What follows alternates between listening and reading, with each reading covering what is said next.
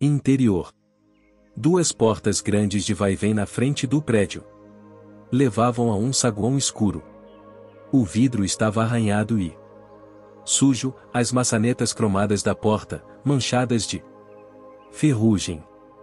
Mas o arco formado na poeira, nos escombros e nas folhas secas, no chão, indicava que a porta fora aberta recentemente. Alguém abriu esta porta há pouco tempo, disse Ed. Sim, disse Thorne. Alguém com botas azul. Ele abriu mais a porta. Vamos entrar? No interior do prédio o ar era quente, parado e mal cheiroso. O saguão era pequeno e simples. Um balcão de recepção, bem na frente da porta, devia ter sido antes coberto com tecido de cor cinza, agora substituído por uma camada escura que parecia líquen. Na parede atrás do balcão, letras cromadas diziam: "Nós fazemos o futuro." Mas as palavras estavam escondidas entre trepadeiras enlaçadas. Cogumelos e fungos cresciam no carpete. À direita viram a sala de espera com uma mesa de centro e 2 sofás compridos. Um dos sofás tinha manchas de bolor espesso e marrom. O outro estava coberto por um plástico. Perto desse sofá estava o que havia sobrado da mochila verde de Levine, com o tecido todo rasgado. Na mesa estavam 2 garrafas de plástico de Evian, vazias, um telefone satélite, um short enlameado e vários pedaços de papel amassados de barras de chocolate. Uma cobra verde atravessou a sala quando eles entraram. Então este é o prédio da InGen? Disse Thorne, olhando para as letras na parede. Sem dúvida nenhuma, disse Malcolm. Ed abaixou e passou a mão pelos cortes no tecido da mochila de Levine. Um rato enorme saltou de dentro. Jesus! O rato fugiu, guinchando. Ed olhou cautelosamente. Dentro da sacola. Acho que ninguém vai querer o que restou das barras de chocolate, ele disse. Examinou a pilha de roupas. Está recebendo alguma coisa disto aqui? Algumas peças de roupa para expedição tinham microsensores costurados nelas. Não, disse Thorne, movimentando seu monitor manual. Tenho alguma coisa, e mais parece vir dali. Apontou para um conjunto de portas de metal além do balcão, que davam para o resto do prédio e que antigamente eram fechadas com cadeados enferrujados. Mas agora os cadeados estavam no chão, quebrados. Vamos encontrá-lo, disse Ed, dirigindo-se para as portas. Que tipo de cobra acham que era aquela? Eu não sei. Era venenosa? Não sei. As portas se abriram com um rangido. Os 3 homens entraram num corredor com janelas quebradas numa das paredes e folhas secas e entulho no chão. As paredes estavam sujas e manchadas em vários lugares do que parecia sangue seco. Viram várias portas que davam para o corredor. Nenhuma parecia estar trancada. Plantas cresciam entre os rasgos do carpete. Perto das janelas, onde havia luz, trepadeiras cresciam viçosas sobre as paredes rachadas. Mais trepadeiras pendiam do teto. Os 3 seguiram pelo corredor. Só se ouvia o ruído dos seus passos amassando as folhas secas. Está ficando mais forte, disse Thorne, olhando para o monitor. Ele deve estar em algum lugar neste prédio. Thorne abriu a primeira porta e viu um escritório simples. Com uma mesa, uma cadeira, o mapa da ilha na parede. Uma luminária de mesa caída sob o peso das trepadeiras. Um monitor de computador com uma camada fina de bolor. Na outra extremidade da sala a luz filtrava através da janela cinzenta. Seguiram para a segunda porta e viram um escritório quase idêntico, mesa e cadeira iguais, janelas iguais na Extremidade da sala. Ed resmungou. Parece que estamos no prédio de escritórios. Thorne continuou a andar. Abriu a terceira porta e depois a quarta. Mais escritórios. Thorne abriu a quinta porta e parou. Ele estava numa sala de conferências, muito suja, com entulhos e folhas. Havia fezes de animais na longa mesa de madeira no centro da sala. A janela estava imunda. Thorne aproximou-se do mapa enorme que cobria toda uma parede da sala de conferências. Viu alfinetes de várias cores no mapa. Ed chegou perto também e franziu a testa. Abaixo do mapa havia um armário com gavetas.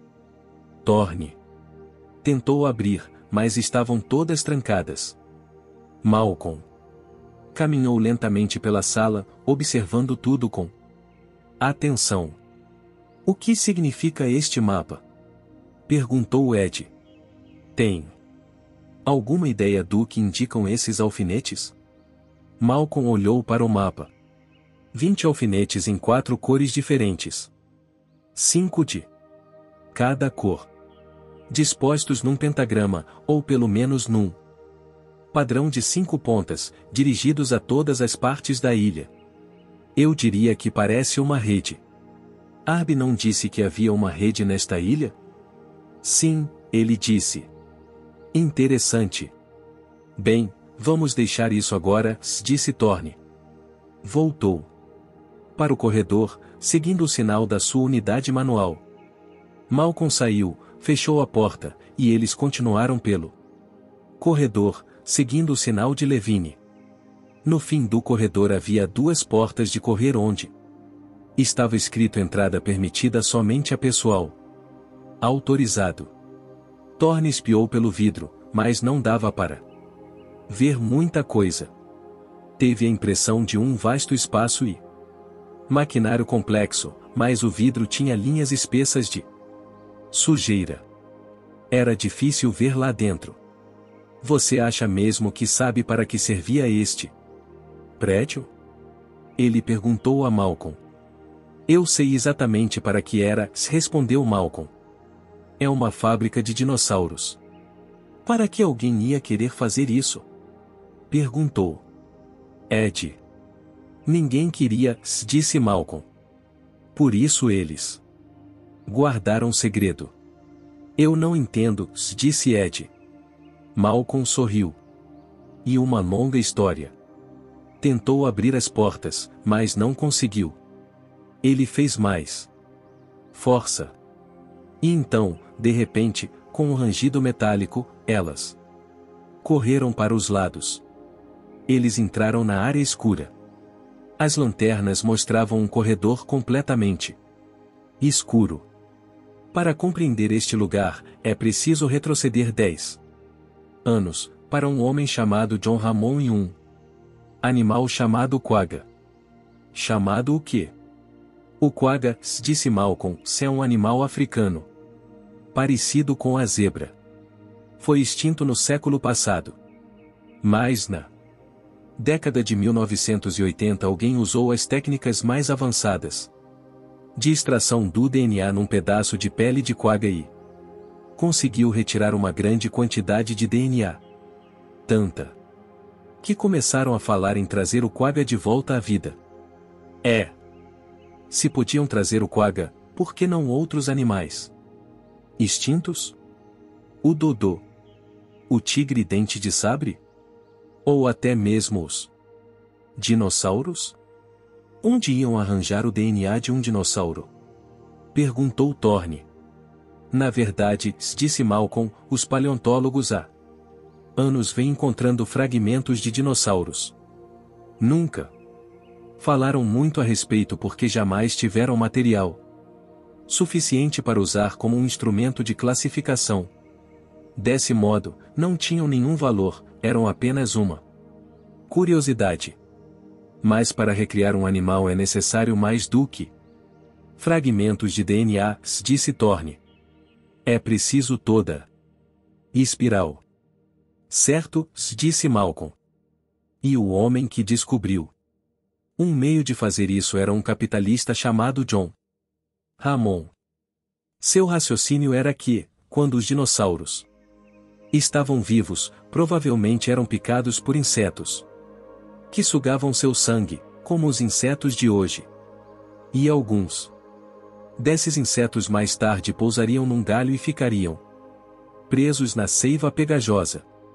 E alguma parte dessa seiva se solidificaria, transformando-se em âmbar. Hammond resolveu que, se retirassem os insetos preservados no âmbar e extraíssem o conteúdo dos seus estômagos, acabariam conseguindo um pouco de DNA de dinossauros. E ele conseguiu. Sim. Ele conseguiu. E fundou a InGen para desenvolver essa descoberta. Hammond era um aventureiro e seu talento verdadeiro era para conseguir dinheiro. Ele descobriu um meio de levantar fundos suficientes para pesquisa, com o objetivo de, partindo do DNA, chegar a um animal vivo. As fontes patrocinadoras não apareceram imediatamente porque, embora fosse estimulante a ideia de recriar um dinossauro, não era exatamente a cura do câncer. Então ele resolveu criar uma atração turística. Construiu seu parque numa ilha chamada Isla Nublar, ao norte daqui. E planejou abri-lo ao público em fins de 1989. Eu visitei o parque um pouco antes da data marcada para a abertura. Mas aconteceu que Hammond teve problemas, continuou Malcolm.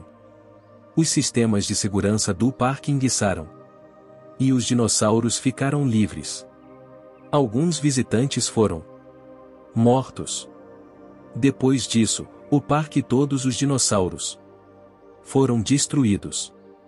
Passaram por uma janela por onde podiam ver, na planície, o bando de dinossauros pastando na margem do rio. Thorne perguntou: se foram todos destruídos, o que há nesta ilha? Esta ilha, disse Malcolm, é o pequeno segredo sujo de Hammond. E a face oculta do seu parque. Continuaram a andar no corredor. Acontece, disse Malcolm, que na Isla Nublar mostravam aos visitantes um impressionante laboratório de genética, com computadores e sequenciadores de genes e todo tipo de equipamento para chocar e criar pequenos dinossauros. Diziam que os dinossauros eram criados ali mesmo, no parque. E a visita ao laboratório era muito convincente. Mas na verdade, vários processos não constavam do roteiro dos visitantes. Numa sala ele mostrava o DNA do dinossauro sendo extraído. Na sala seguinte, mostrava os ovos prontos para abrir. Era muito dramático, mas como ele havia passado do DNA para o embrião viável? Ninguém jamais viu essa fase crítica. Do modo como tudo era apresentado, simplesmente tinha acontecido, entre uma sala e outra. O fato é que todo o show de Hammond era bom demais para ser verdade. Por exemplo, ele tinha uma chocadeira onde os pequenos dinossauros saíam dos ovos, enquanto os visitantes olhavam maravilhados. Mas nunca houve nenhum problema na chocadeira. Nenhum natimorto, nenhuma deformidade, nenhuma dificuldade de qualquer tipo. Na apresentação de Hammond, essa tecnologia assombrosa era processada sem nenhum obstáculo. E, pensando bem, isso não era possível. Hammond afirmava que fabricava animais extintos usando uma tecnologia inovadora. Porém, com qualquer nova tecnologia de fabricação, o produto inicial é escasso, na ordem de 1% ou menos. Sendo assim, de fato Hammond devia criar milhares de embriões de dinossauros para conseguir um único vivo. Isso implicava uma gigantesca operação industrial, não o pequeno e imaculadamente limpo laboratório que ele mostrava. Quer dizer, isto aqui, disse Thorne. Sim.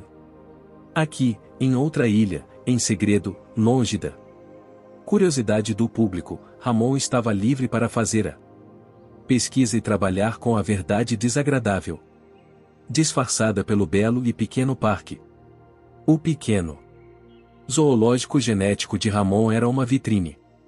Mas esta ilha era coisa real. Era aqui que os dinossauros eram feitos. Se os animais no zoológico foram destruídos, disse Ed, como não foram destruídos os desta ilha também? Uma boa pergunta, disse Malcolm.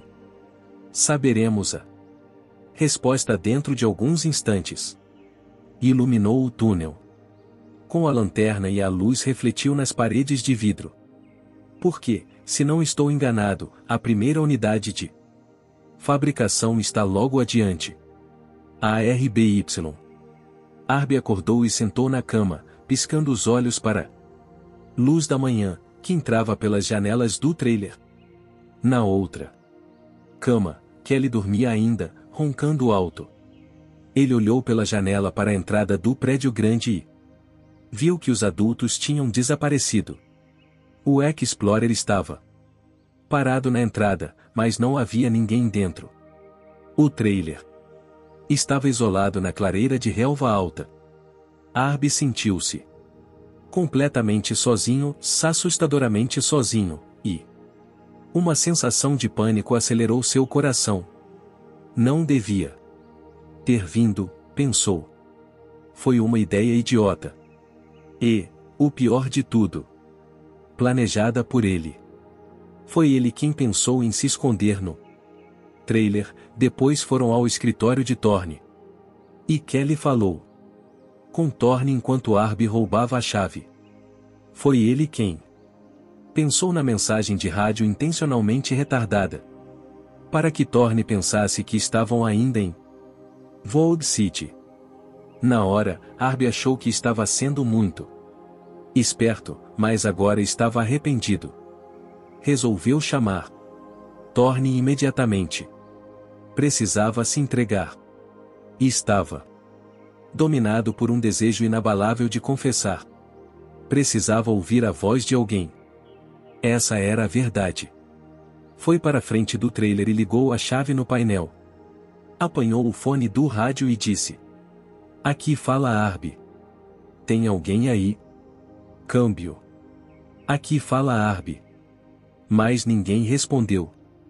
Depois de um momento, ele olhou para o monitor do sistema no painel que registrava todos os sistemas que estavam em operação. Não viu nada sobre comunicações. Lembrou então que o sistema de comunicação provavelmente estaria ligado ao computador e resolveu tentar. Voltou para o centro do trailer, apanhou o teclado e ligou o computador. Havia uma mensagem que dizia os sistemas de campo Thorne. E logo abaixo, uma lista dos subsistemas no interior do trailer. Um deles era de radiocomunicação. Arby clicou e entrou no sistema. A tela do computador mostrou um desenho confuso de estática. Na parte inferior um comando dizia inputs de frequência múltipla recebidos. Você quer autotune? Arby não sabia o que era isso, mas com computadores ele era destemido. Autotune parecia interessante. Sem hesitar, escreveu-o assim. O desenho da estática continuou na tela, enquanto números passavam na parte inferior. Arby achou que estava vendo as frequências em megahertz, mas não tinha certeza. Então, de repente, a tela ficou vazia, exceto por uma única palavra que piscava no canto superior esquerdo. Login. Arby franziu a testa, pensando. Estranho. Aparentemente. Estavam convidando para entrar no sistema de computador do trailer. Isso queria dizer que ia precisar de uma senha. Ele tentou Thorne.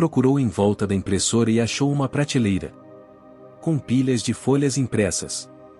E examinou-as, eram memorandos em papel azul desbotado e todos breves.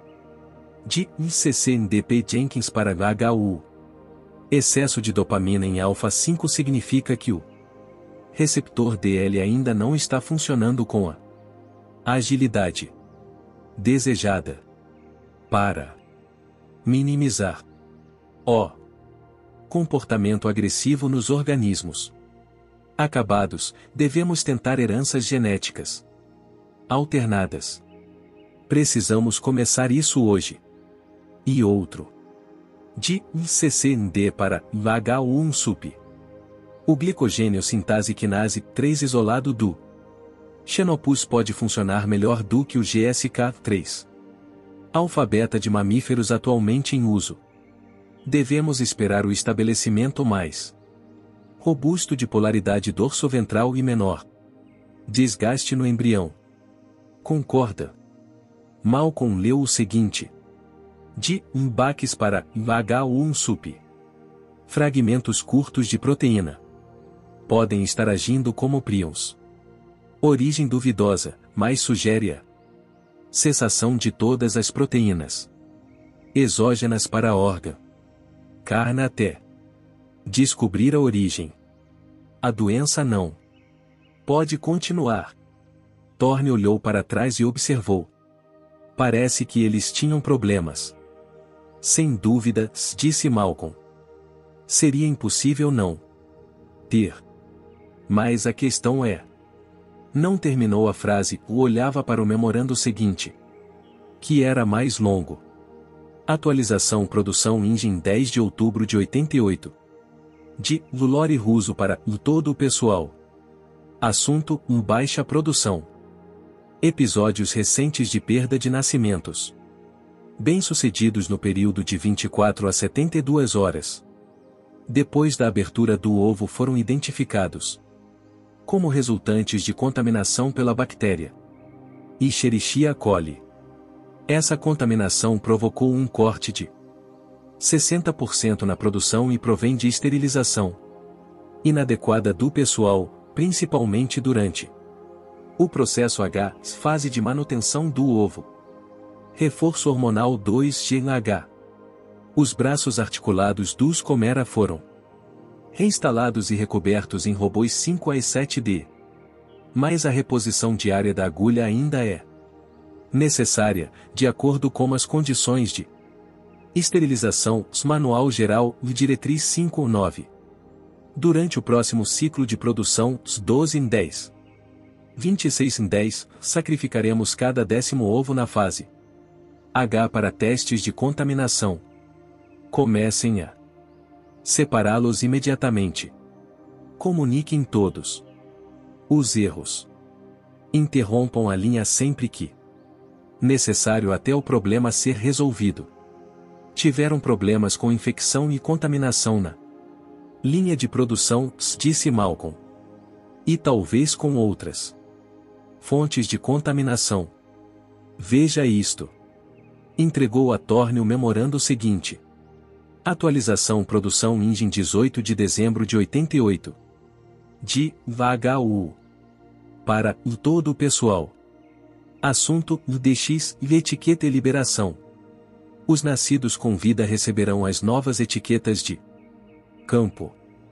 Grumbage no primeiro intervalo viável. A alimentação já não será ministrada dentro do laboratório. O programa de liberação está agora em plena operação e as redes de rastreamento são ativadas para o monitor. Thorne disse. Isto significa o que estou pensando? Sim, disse Malcolm. Estavam tendo problemas para manter vivos os recém-nascidos, então eles os etiquetaram e os libertaram. E os rastrearam por meio de um tipo de rede? Sim. Acho que sim.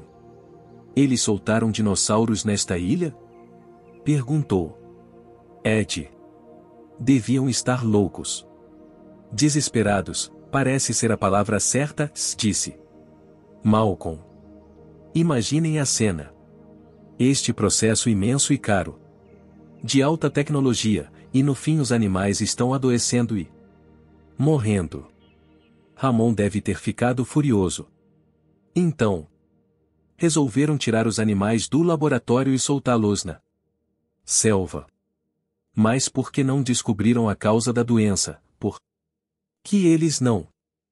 Processo comercial, disse Malcolm. O ponto central são os resultados. Estou certo de que pensaram que, rastreando os animais, podiam trazê-los de volta a qualquer momento. E, não esqueça, pode ter funcionado. Devem ter soltado os animais e os recolheram, depois de algum tempo, quando estavam mais velhos, enviando-os para o zoológico de Ramon. Mas não todos. Não sabemos de tudo ainda, disse Malcolm. Não. Sabemos o que aconteceu aqui.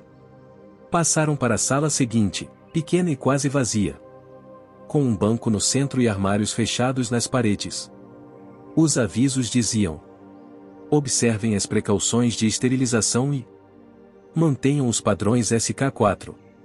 Na extremidade da sala havia um conjunto de armários com pilhas de aventais e gorros amarelados. Ed disse. E o vestiário? Sim, parece que é. Malcolm abriu um dos armários. Estava vazio, a não ser por um par de sapatos de homem. Abriu vários outros. Todos vazios. Num dos lados de um deles havia um papel pregado. A segurança é do interesse de todos. Comunique anomalias genéticas. Inutilize o lixo biológico adequadamente. Detenha a disseminação do DX agora. O que é DX? Quis saber Ed. Eu acho, respondeu Malcolm, que é o nome da doença misteriosa. Na extremidade da sala havia duas portas. A da direita era pneumática, operada por um painel com base de borracha preso no chão, por isso eles usaram a da esquerda, que se abriu com facilidade. Entraram num longo corredor, com painéis de vidro do chão ao teto na parede da direita. O vidro estava arranhado e sujo, mas através dele dava para ver a sala ao lado. Diferente de tudo o que Thorne já havia visto. Era um espaço enorme, do tamanho de um campo de futebol. Correias transportadoras cruzavam a sala em dois níveis, um muito alto, o outro na altura da cintura. Em vários pontos da sala havia conjuntos de máquinas muito grandes com tubulação complexa e braços móveis, ao lado das correias. Thorne iluminou as correias com a lanterna. Uma linha de montagem, disse ele. Mas parece que nunca foi usada, como se estivesse pronta para funcionar, observou Malcolm. Lá adiante há algumas plantas crescendo do chão, mas o resto está extremamente limpo. Limpo demais, disse Ed. Thorne deu de ombros. Se for uma sala de ambiente limpo, provavelmente é hermeticamente fechada, disse ele. Acho que permaneceu exatamente como era anos atrás. Ed balançou a cabeça. Durante anos? Acho que não, Thorne. Então como explica isso? Malcolm franziu a testa, espiando pelo vidro. Como era possível uma sala daquela tamanho permanecer limpa? Depois de tantos anos? Não fazia. Ei! Ed exclamou. Malcolm viu também uma pequena caixa azul no canto da sala, entre o chão e o teto com cabos ligados a ela.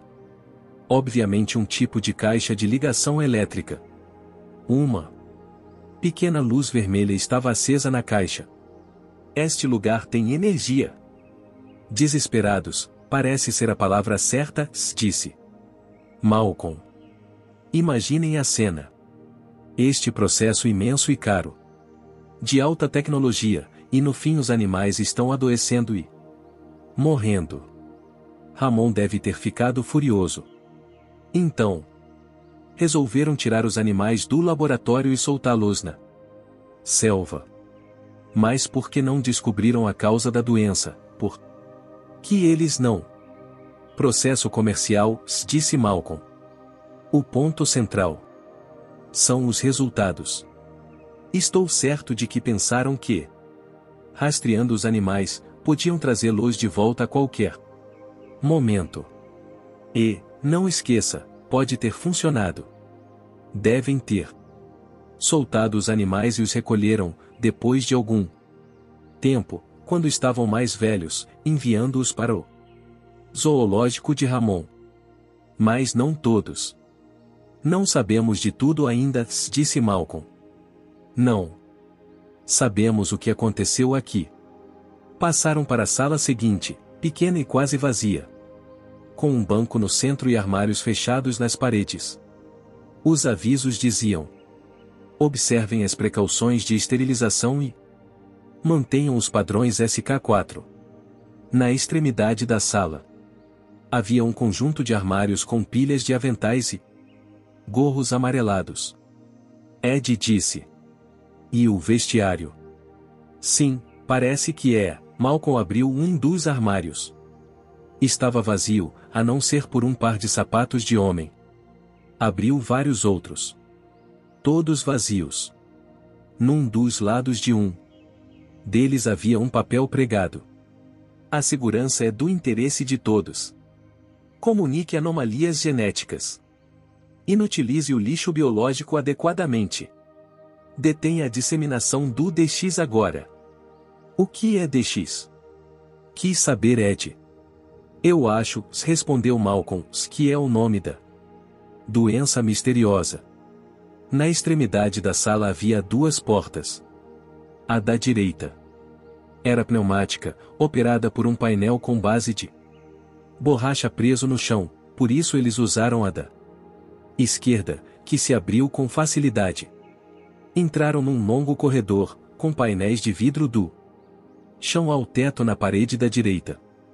O vidro estava arranhado e sujo, mas através dele dava para ver a sala ao lado.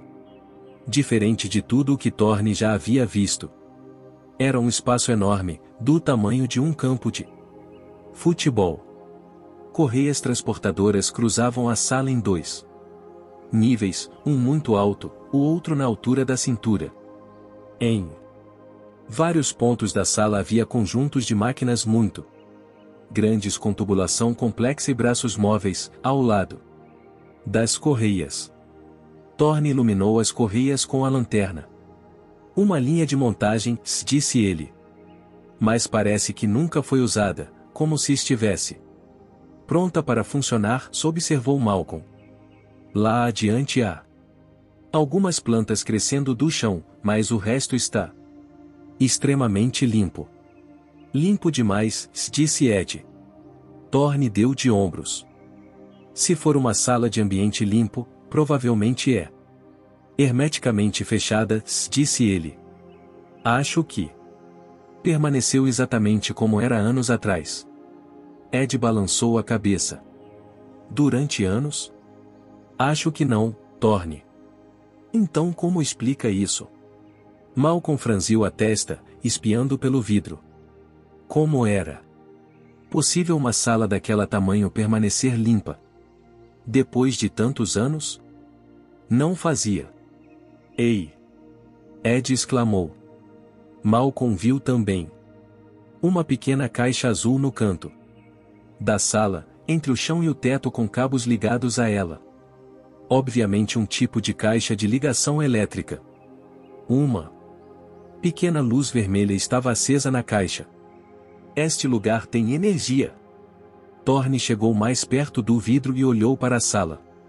Isso é impossível. Deve ser um tipo de carga armazenada ou uma bateria. Depois de 5 anos? Nenhuma bateria dura tanto tempo, disse Ed. Estou dizendo, Thorne, este lugar tem eletricidade. Arby olhava para o monitor, lendo as letras brancas que apareciam na tela. É a primeira vez que você usa a rede?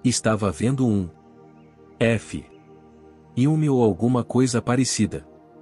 Num dos cantos ele viu um bando de triceratops. No outro quadrado, umas coisas que pareciam lagartos verdes, na relva alta, só com as cabeças aparecendo. Em outro, um único estegossauro, andando tranquilamente. Devem ser filmes, pensou ele. O canal dos dinossauros. Mas então, em outra imagem, Arby viu os dois trailers na clareira. Via os escuros painéis fotovoltaicos brilhando na capota. Quase imaginou que podia ver a si mesmo, através da janela do trailer. Oh, meu Deus, pensou Arby. E em outra imagem ele viu Thorne, Malcolm e Ed entrando rapidamente no Explorer verde e seguindo para a parte de trás do laboratório. E compreendeu, chocado. As imagens eram todas reais. A energia elétrica. Entraram no Explorer e foram para os fundos do prédio. Na direção da estação de força. No caminho, passaram por uma pequena vila à direita. Thorne viu 5 casas pequenas do tipo rural e um prédio grande onde estava escrito residência do administrador. Via-se que as casas deviam ter tido belos jardins e gramados, agora retomados pela selva. No centro do complexo, viram uma quadra de tênis, uma piscina vazia, uma pequena bomba de gasolina. Na frente do que parecia uma loja. Thorne disse: gostaria de saber quantas pessoas moravam aqui. Como sabe que todos foram embora? Perguntou Ed. O que quer dizer?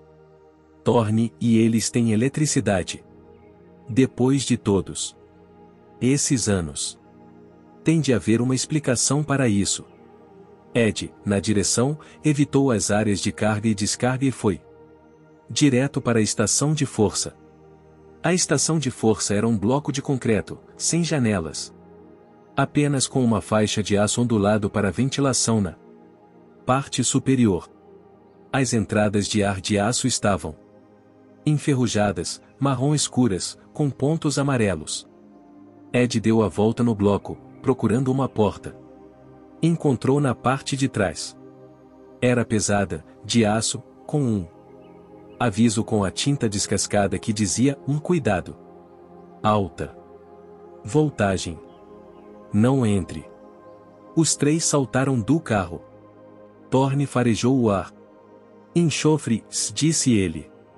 Ed tentou abrir a porta. Cara, tenho a sensação. A porta abriu de repente batendo na parede de concreto. Com um som metálico. Ed espiou para o escuro lá dentro. Thorne viu um labirinto de tubos, um fiozinho de vapor erguendo-se do solo.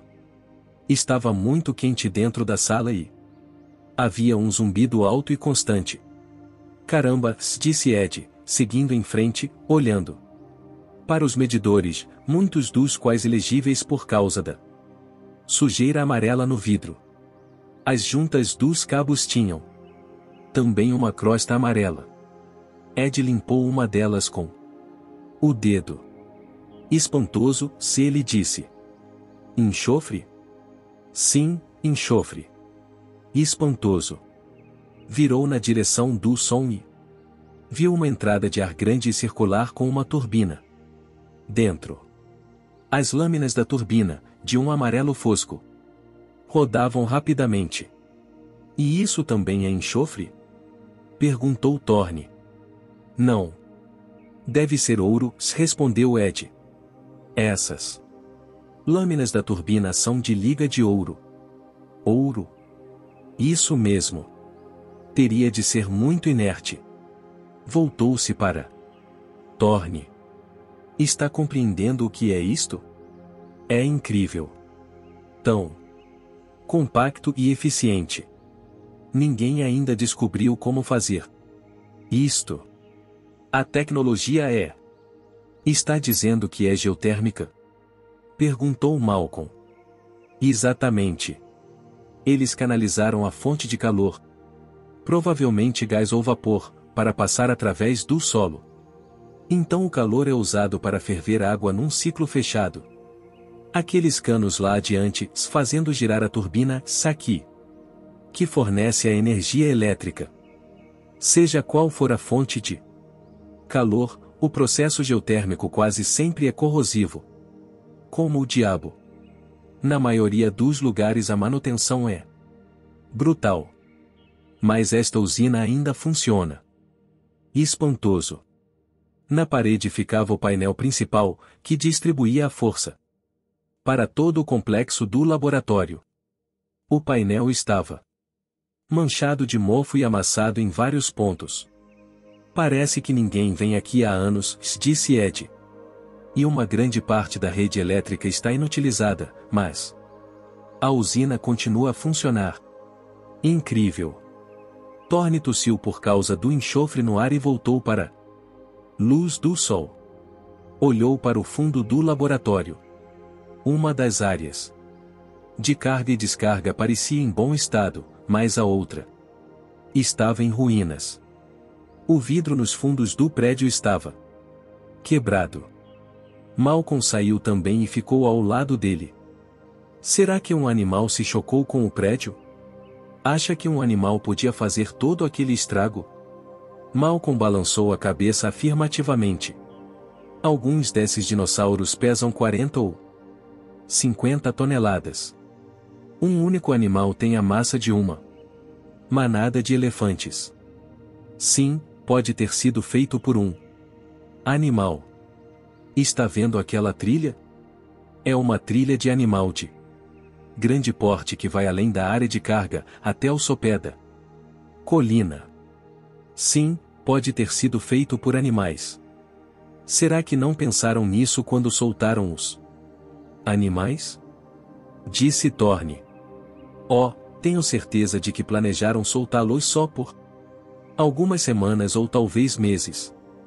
Depois recolher todos quando estivessem mais crescidos. Duvido que tenham pensado que foram interrompidos por um zumbido elétrico, como estática, que vinha de dentro do Explorer.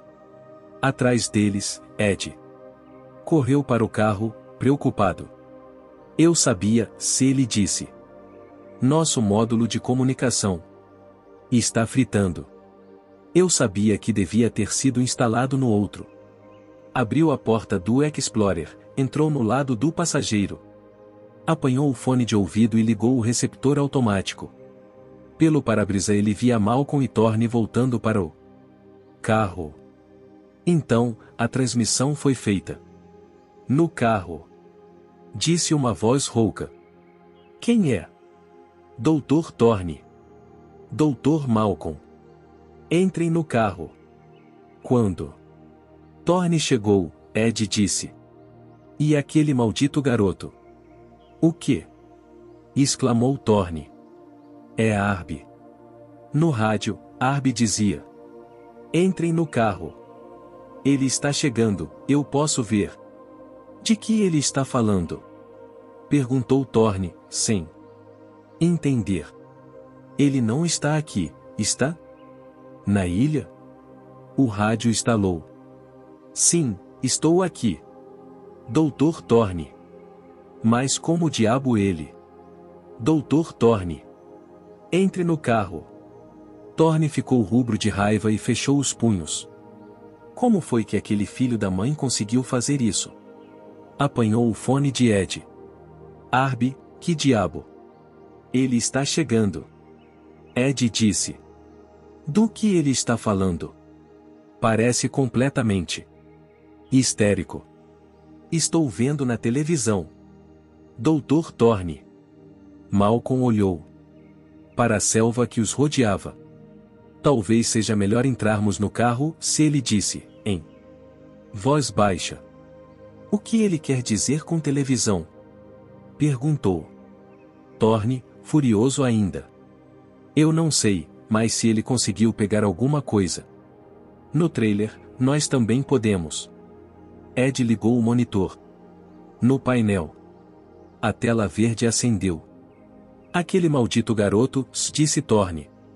Vou torcer o pescoço dele. Pensei que você gostasse daquele menino, disse Malcolm. Eu gosto, mas caos em pleno funcionamento, disse Malcolm, balançando a cabeça. Ed estava olhando para o monitor. Oh, merda, se ele disse. No pequeno monitor do painel, eles estavam vendo o corpo enorme de um Tiranossauro Rex, seguindo pela trilha, na direção deles. A pele era vermelha e marrom, a cor de sangue seco. A luz do sol filtrada entre as árvores viam os músculos potentes das ancas do animal. O dinossauro movia-se com rapidez, sem o menor sinal de medo ou hesitação. Com os olhos pregados na tela, Thorne disse: todo mundo para dentro do carro. Entraram apressadamente.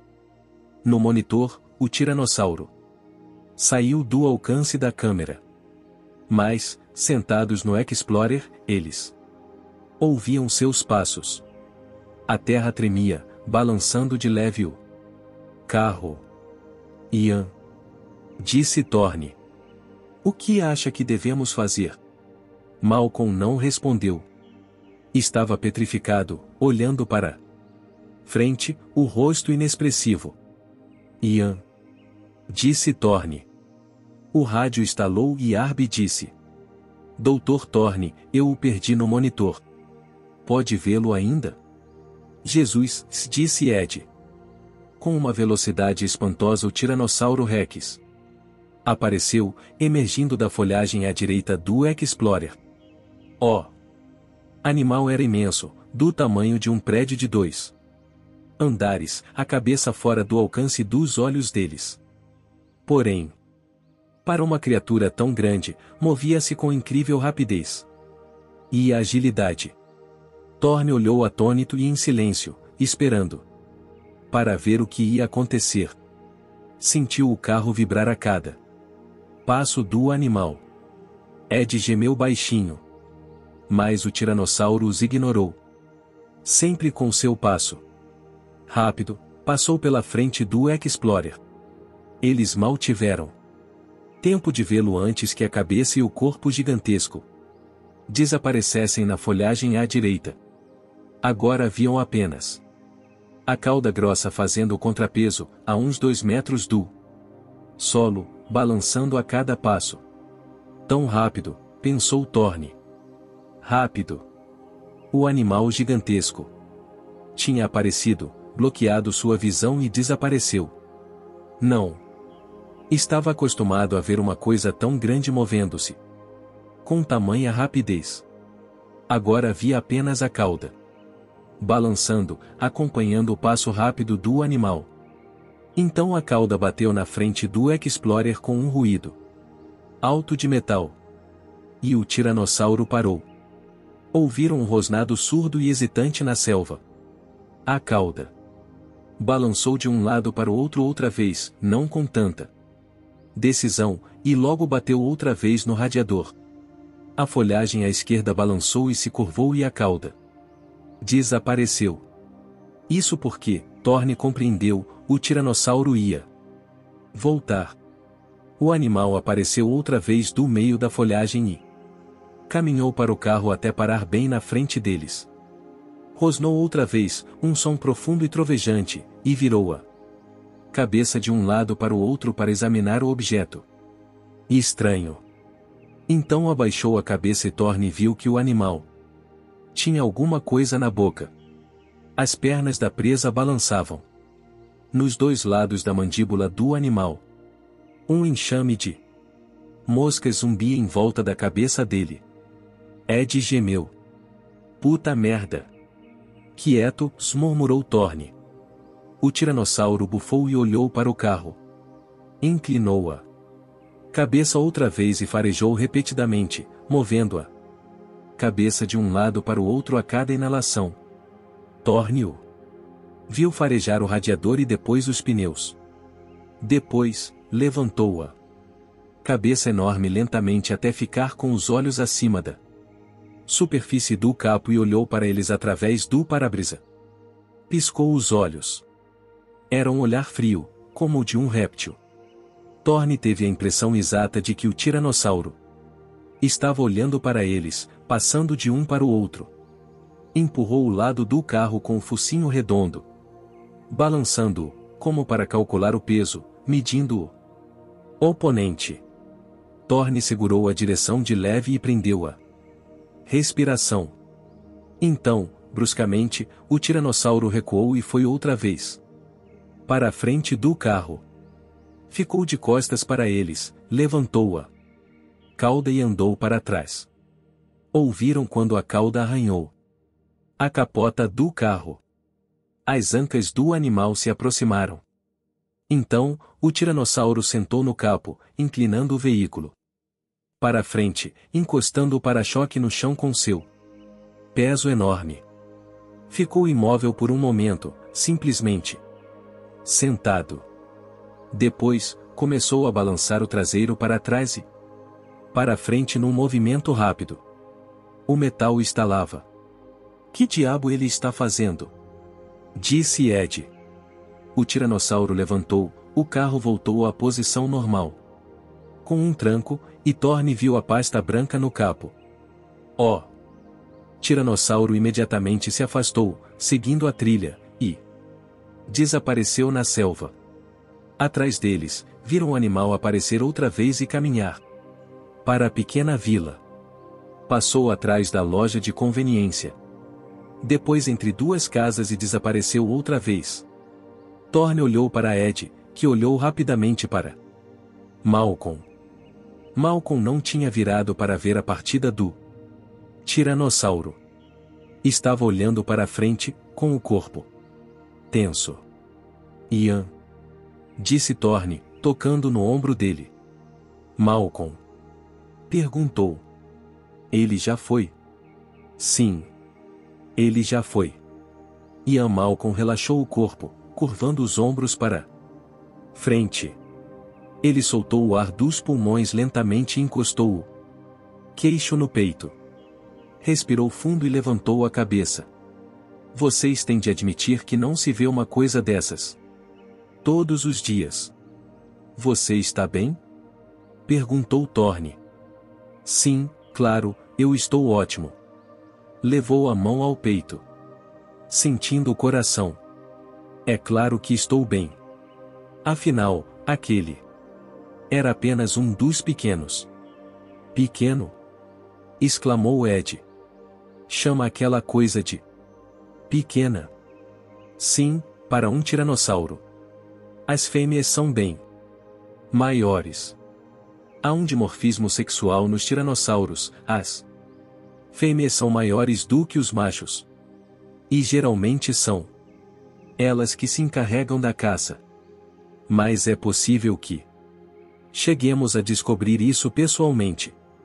Espere um pouco, disse Ed. Por que tem certeza de que era um macho? Malcolm apontou para o capô do carro, para a pasta que exalava agora um cheiro forte. Ele marcou seu território. E daí? Talvez as fêmeas também possam marcar. E possível que possam, disse Malcolm. Mas o cheiro das glândulas anais só existe nos machos. E você viu? Como foi que ele fez isso?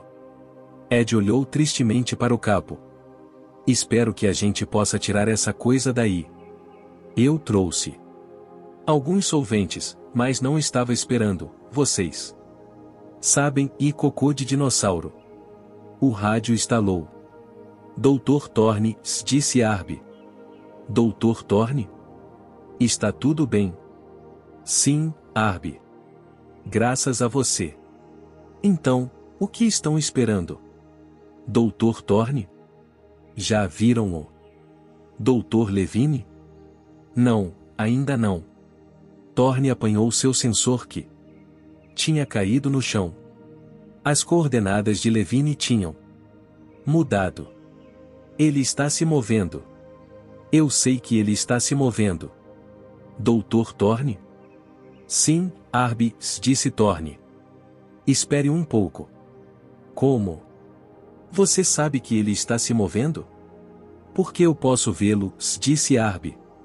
Ele está numa bicicleta. Kelly apareceu na frente do trailer, bocejando e afastando o cabelo do rosto. Com quem você está falando, Arby? Olhou para o monitor. Ei, legal. Eu entrei na rede do sítio B, se ele disse. Que rede? É um rádio LAN, Kel. Não sei por que mais ainda está funcionando. É mesmo? Mas como foi que você... Meninos, Storm disse, no rádio. Se não se importam. Estamos procurando Levine. Arby apanhou o fone. Ele está andando de bicicleta numa trilha na selva. É bastante íngreme e estreita. Acho que está seguindo o mesmo caminho do tiranossauro. Kelly disse. O mesmo caminho de quê? Thorne ligou o motor, engatou a marcha e afastaram-se da estação de força, seguindo para o complexo habitacional dos trabalhadores. Passou pelo posto de gasolina e depois entre as casas. O mesmo caminho do tiranossauro. A trilha era bastante larga, fácil de seguir. Esses garotos não deviam estar aqui, Malcolm disse sombriamente. Não é seguro. Não podemos fazer muita coisa agora, respondeu Thorne, ligando o rádio. Arby, está vendo Levine? O carro deu um pulo quando passou por cima do que devia ter sido um canteiro e passaram por trás da residência do administrador.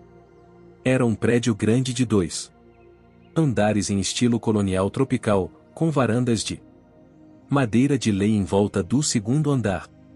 Como as outras casas, estava cheia de mato. O rádio estalou. Sim, Dr. Thorne. Estou vendo. Onde ele está? Está seguindo o tiranossauro. De bicicleta. Seguindo o tiranossauro. Malcolm suspirou. Eu nunca devia ter me envolvido com ele. Nós todos concordamos com isso, disse Thorne. Acelerou. Passando por uma parede de pedra desmoronada, que parecia marcar o perímetro do complexo. O carro entrou na selva, seguindo a trilha. No rádio, Arby disse. Já está vendo o Dr. Levine? Ainda não. A trilha ficava cada vez mais estreita, cheia de curvas. Descendo a colina. Fizeram uma curva e de repente viram uma árvore caída bloqueando a passagem. A árvore estava nua no centro, com os galhos sem folhas e partidos. Provavelmente pisada repetidamente pelos grandes animais. Thorne parou na frente da árvore. Desceu e foi para a parte de trás do Explorer. Thorne, disse Ed. Deixe que eu faço isso. Não. Se acontecer alguma coisa, você é o único que pode consertar o equipamento. Você é mais importante. Especialmente agora que temos de pensar nos garotos. Thorne soltou a moto dos ganchos que prendiam no reboque. Verificou a carga da bateria e a levou para a frente do carro.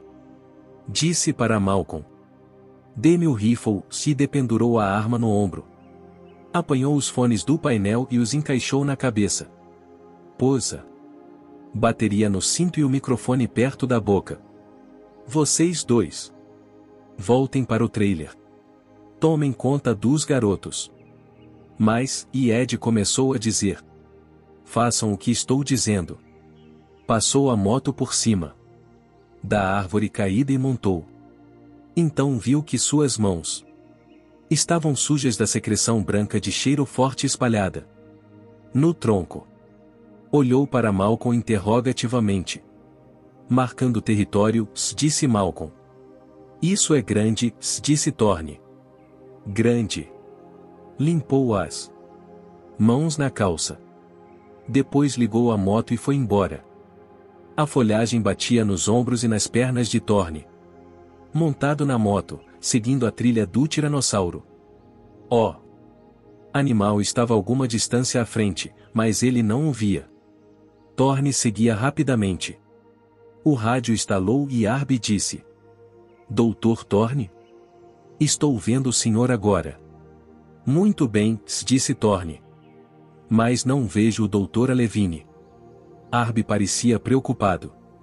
A moto elétrica quase não fazia barulho, especialmente na descida. Mais adiante, a trilha dividia-se em duas. Thorne parou e se inclinou para o lado, examinando o solo. Lamacento. Viu as pegadas do tiranossauro à esquerda. Viu também a linha fina dos pneus da bicicleta. Também. Indo para a esquerda. Tomou a trilha da esquerda, agora mais devagar. 10 metros adiante, Thorne passou pela perna semi-devorada de uma criatura, no lado da estrada. Parecia de um animal morto há muito tempo, cheia de vermes e moscas. No calor da manhã, o cheiro dava náuseas. Ele continuou e logo viu o crânio de um animal grande, ainda com um pouco de carne verde, também coberta de moscas. Ele disse no microfone: Estou passando por um pedaço de carcaça. Um pouco de estática e Malcolm disse: Era isso o que eu temia. Temia por quê? Deve haver um ninho, disse Malcolm. Você viu a carcaça que o tiranossauro tinha na boca? Estava podre. Mas ele não a comeu. É bem provável que estivesse levando comida para casa, para o ninho. Um ninho de tiranossauro, e disse Thorne. Eu teria muito cuidado, avisou Malcolm. Thorne pôs a moto em ponto morto e desceu assim o resto da encosta. Quando chegou ao plano, desceu da moto. Sentia a terra vibrar sob os pés e nos arbustos à sua frente. Ouviu um rosnado profundo, como o ronronar de um enorme gato selvagem. Olhou em volta. Não viu nem sinal da bicicleta de Levine. Thorne tirou o rifle do ombro e o segurou com as mãos úmidas de suor. Ouviu o rosnado outra vez, aumentando e diminuindo. Então, percebeu alguma coisa estranha no som. E depois de um curto momento compreendeu o que era. Vinha de mais de uma fonte, mais de um animal grande. Estava rosnando entre os arbustos bem à sua frente. Thorne apanhou um punhado de relva e jogou para o ar. A relva voltou e bateu nas suas pernas. Ele estava contra o vento. Entrou silenciosamente no meio da folhagem. As samambaias eram enormes e densas, mais adiante ele via o sol numa clareira. O rosnado estava muito alto agora. Havia outro som também, se estranho, como um rangido.